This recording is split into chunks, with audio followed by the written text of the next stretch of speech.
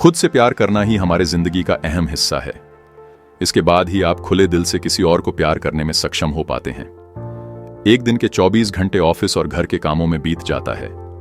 रात में सोते हुए भी मन में यही गुणा भाग चल रहा होता है कि कल क्या क्या करना है। पर सवाल यह है कि रात दिन की इस भागदौड़ के बावजूद भी आप खुश क्यों नहीं हैं? इसलिए क्योंकि आपकी परवाह कोई नहीं कर रहा? नहीं, ऐसा सोचने से पहले आप अपने आप से पूछें कि आपने खुद के लिए कितना समय निकाला। उत्तर में शायद डिसअपॉइंटमेंट ही हाथ लगे, क्योंकि इस सवाल का जवाब आपके पास नहीं है। होगा भी कैसे? आप तो हमेशा खुद को आखिर में ही रखते आए हो। आपके साथ ऐसा इसलिए होता है क्योंकि आप खुद को प्यार करना नहीं जानते। पहले खुद से प्यार करो। यह सिर्फ कहने की बात नहीं है।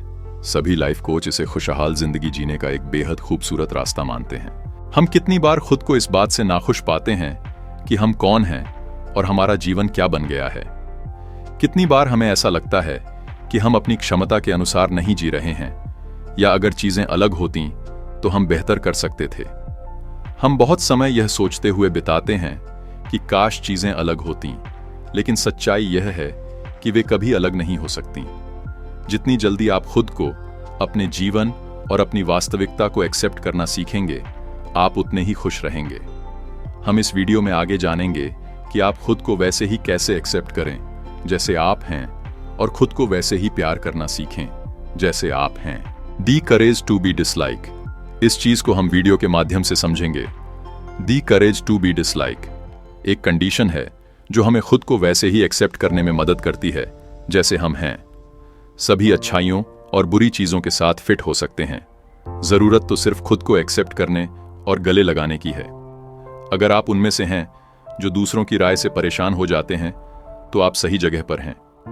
क्या आप खुद से प्यार करते हैं? अपने जीने के तरीके से संतुष्ट हैं? या क्या आप दूसरों की मंजूरी पर विशेष ध्यान देते हैं? दूसरे लोग क्या सोचते हैं? क्या आप उनकी मंजूरी से ज्यादा अपनी परवाह करते हैं? अगर ये इंपॉर्टेंट सवाल हैं आपके लिए, तो इस वीडियो से आपकी हर एक डाउट क्लियर हो जाएगी। इस वीडियो को लास्ट तक देखते रहें। हम अपने खुद के भविष्य को पिछले एक्सपीरियंस, डाउट और दूसरों की उम्मीदों से आजाद कर सकते हैं। यह कुछ ऐसा है जो हमें आजाद करता है, हमें बदलने के लिए साहस देता है और उन इमिटेशन को अनदेखा करने की इजाजत देता है। इस चीज को हम 11 स्टेप्स में समझेंगे, तो चलिए शुरू करते हैं। अपनी जिंदगी कैसे बदले? आप किसी भी समय अपनी जिंदगी को बदल सकते हैं, लेकिन आप ऐसा कर नहीं पाते हैं क्योंकि आप यह करने का ऑप्शन नहीं चुनते हैं। मतलब आप बदलाव के लिए जरूरी कदम नहीं उठाते हैं और अपने पास्ट में उलझे रहते हैं। एडलरियन साइकोलॉजी हमें बताती है कि हमें पिछले कारणों के बारे में न सोचते हुए अपने आज के गोल के बारे में सोचना चाहिए। याद रखें, आपका पास्ट आपके आज को तय नहीं करता है, बल्कि पास्ट में उलझे रहने से आपका आज भी खराब हो जाता है। आप सिर्फ इसलिए नहीं बदल सकते क्योंकि आप बदलने का फैसला नहीं लेते हैं, बल्कि आप सोचते हैं कि चीजों को वैसे ही छोड़ना आसान है जैसे कि वे हैं। लेकिन अगर आप ऐसे ही सोचते रहे तो आपको और बड़ी मुश्किलों का सामना करना पड़ सकता है। अगर आप बदलना ही नहीं चाहते तो आपकी जिंदगी दर्दनाक और चिंता से भरी हो सकती है। इसलिए जिंदगी में बदलाव बहुत जरूरी है, और बदलाव करने के लिए आपको खुद से कहना होगा, अगर मैं कोशिश करूंगा तो मैं इसे कर सकता हूं। साथ ही आपको पूरे साहस के साथ बदलाव करना होगा। अगर आपके पिछले एक्सपीरियंस अच्छे नहीं थे, तो इसका मतलब यह बिल्कुल नहीं है कि आप अपना आज अच्छा नहीं कर सकते। आप अपने ऑब्जेक्टिव या सपनों को पूरा करने के लिए जो कुछ भी करते हैं, उससे आप अपना आज बनाते हैं। मतलब यह हुआ कि आप अपनी जिंदगी का मतलब और अनुभव खुद बनाते हैं। इसलिए अपनी जिंदगी में बदलाव करने से कभी पीछे न हटे, डटे रहे, और आखिर में आप अपनी जिंदगी बदल सकते हैं। आप अपने इमोशन को खुद ही बनाते हैं। अब जैसा कि आप जानते हैं कि आपके बदलाव की शुरुआत बदलाव करने के फैसले से होती है, इसलिए आपको जानना होगा कि बदलावों के बीच रुकावट क्या आती है जिससे आप लगातार बदलाव नहीं कर पाते हैं। जवाब है आपकी इमोशन। जी हां, आपकी इमोशन ही होती है जिसकी वजह से आप मुश्किलों का सामना करते हैं और बदलाव पूरा नहीं कर पाते हैं। मतलब आपकी जिंदगी में जब कुछ आपके अनुसार नहीं होता है, तो आप गुस्से में चिल्लाने लगते हैं और आपकी इमोशन आप पर हावी हो जाती है। दूसरे शब्दों में, चिल्लाने के लिए आपने गुस्से की भावना पैदा की। गुस्सा एक ऐसी भावना होती है जो आपको बेकाबू कर देता है और आप गलत फैसले लेने लगते हैं, इसलिए कहा जाता है, गुस्से में लिए गए फैसले मुसीबत के जैसे होते हैं। छोटी छोटी बातों पर गुस्सा करते हैं, जैसे वेटर ने आपकी जैकेट पर कॉफी बिखेरी तो आप उस पर चिल्लाने लगते हैं, जबकि आपको पता है कि चिल्लाने या गुस्सा करने से आपकी जैकेट साफ नहीं होगी। इसलिए आपको शांत रहना चाहिए और अपनी भावनाओं को कंट्रोल करना सीखना चाहिए।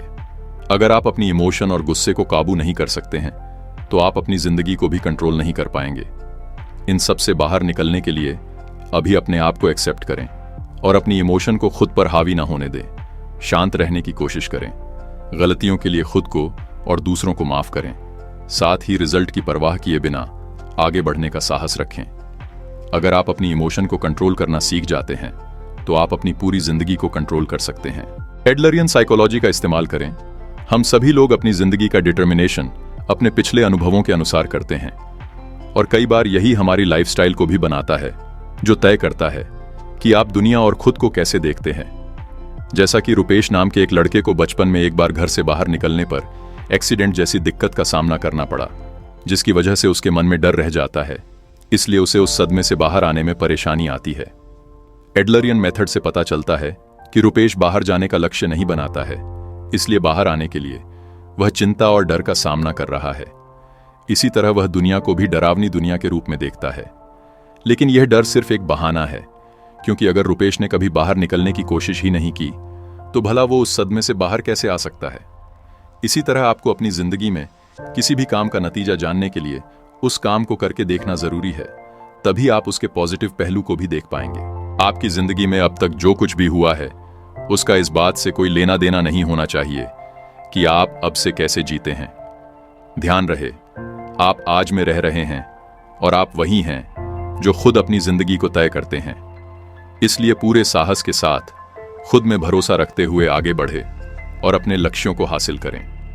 एडलरियन साइकोलॉजी साहस की साइकोलॉजी है। इसके अनुसार अपनी समस्याएं के लिए पास्ट या अपने एनवायरनमेंट को दोष नहीं दें और न ऐसा मानें कि आप लायक नहीं हैं, बल्कि सच्चाई यह है कि आप बस हिम्मत की कमी के कारण अपने लक्ष्यों को हासिल नहीं कर पाते हैं। इसलिए अपनी जिंदगी में खुशी पाने के लिए आपको हिम्मत रखनी होगी और अपने काम को पूरे भरोसे से करना होगा। तभी आप अपने हर सदमे से बाहर आ सकेंगे और अपनी जिंदगी की असल खुशी को हासिल करेंगे। आप हीनता की भावना को बहाने के रूप में इस्तेमाल कर सकते हैं। जैसा कि हमने जाना कि जब हम अपनी भावनाओं को बहाने के रूप में इस्तेमाल करते हैं तो हमें परेशानी आती है। इसी तरह हीनता की भावना ऑब्जेक्टिव फैक्ट के बजाय सब्जेक्टिव है, जो पूरी तरह से दूसरों से खुद की कंपैरिजन करने से पैदा होती है। सब्जेक्टिविटी के बारे में एक अच्छी बात है कि यह आपको अपनी पसंद बनाने की इजाजत देता है, मतलब किसी चीज के बारे में अपने नजरिए को बदलकर उससे अपने संबंध आदि को बेहतर बना सकते हैं। हालांकि हम ऑब्जेक्टिव फैक्ट को नहीं बदल सकते हैं। ऑब्जेक्टिव फैक्ट का मतलब है जो चीज जैसी है नेचर से वो वैसी ही रहती है, लेकिन हम जितना चाहें सब्जेक्टिविटी को बदल सकते हैं। हम लोग मजबूर जीव के रूप में दुनिया में आते हैं और उस मजबूर अवस्था से बचने की यूनिवर्सल इच्छा होती है। इसे श्रेष्ठता की खोज कहा जाता है। हीनता की भावना का सही तरीके से इस्तेमाल करके इसे विकास के लिए एक अच्छा सोर्स बनाया जा सकता है। हालांकि असफल लोग वो होते हैं जो कदम आगे बढ़ाने का साहस खो देते हैं और इस बात को स्वीकार नहीं करते कि वास्तविक कोशिश करके हर स्थिति को बदला जा सकता है, और कुछ भी करने से पहले वे बस हार मान लेते हैं और कहते हैं मैं वैसे भी बहुत अच्छा नहीं हूं, या यहां तक कि अगर मैंने कोशिश भी की तो मुझे कोई रिजल्ट नहीं मिलेगा। तो इसे हीन भावना कहा जाता है। न करने के बहाने के रूप में लोग हीनता की भावनाओं का इस्तेमाल अक्सर करते हैं। कुछ इस तरह से सोचते हैं कि मैं पढ़ा लिखा नहीं हूं इसलिए मैं सफल नहीं हो सकता, या मैं दिखने में अच्छा नहीं हूं इसलिए मैं एक अच्छे रिश्ते में नहीं आ सकता। यह हीन भावना का इस्तेमाल करके कहा जाता है, जबकि सफल लोग वे होते हैं जिनके पास एक्सीलेंस होता है और वे हर काम ऐसे करते हैं जैसे कि वे महान हैं और एक्सीलेंस की भावना से आगे बढ़ते हैं। आगे बढ़ते रहने के लिए हीन भावना को खुद से दूर रखें और अपनी एक्सीलेंस का इस्तेमाल करके आगे बढ़ते रहें। लगातार आगे बढ़ने में आपको साहस की जरूरत पड़ेगी, जिससे आप रुकावटों का डट कर सामना कर सकेंगे, जिससे आप यकीनन सफलता को हासिल करेंगे और आपकी जिंदगी खुशियों से भर जाएगी। इसलिए आज से और अभी से बहाने बनाने की भावना को छोड़कर आगे बढ़ने पर ध्यान दें और मनचाहे परिणाम हासिल करें। असल सुख कैसे हासिल करें? हम में से ज्यादातर लोग खुश नहीं रह पाते हैं क्योंकि वो दूसरों की खुशी को खुद की हार के रूप में देखते हैं और दूसरों को खुद के अनुसार बदलना चाहते हैं। लेकिन अगर आप सच में खुश रहना चाहते हैं तो आपको खुद के लिए कोशिशें करनी होगी और खुद पर ध्यान देना होगा। एडलरियन साइकोलॉजी खुद को बदलने का मनोविज्ञान है, न कि दूसरों को बदलने का मनोविज्ञान। दूसरों के बदलने का इंतजार करने के बजाय आपको पहला कदम खुद आगे बढ़ाना होगा, क्योंकि दुनिया कभी नहीं बदल सकती, लेकिन आप वो बदलाव जरूर बन सकते हैं जो आप दुनिया में देखना चाहते हैं। अगर आप एक्सीलेंस के साथ आगे बढ़ने की कोशिश करना चाहते हैं तो आपको खुद एक कदम आगे बढ़ाना होगा, कोई दूसरा आपके लिए यह नहीं करेगा। साथ ही अपनी जिंदगी में खुशी हासिल करने के लिए आपको हीनता की भावना बनानी होगी, जो खुद की दूसरों से तुलना करने से नहीं आती है, जो अपने आइडियल सेल्फ के साथ अपने आज की तुलना करने से आती है, ताकि आपको अपने आप को बेहतर बनाने और आगे बढ़ने की अंदरूनी प्रेरणा मिलती रहे।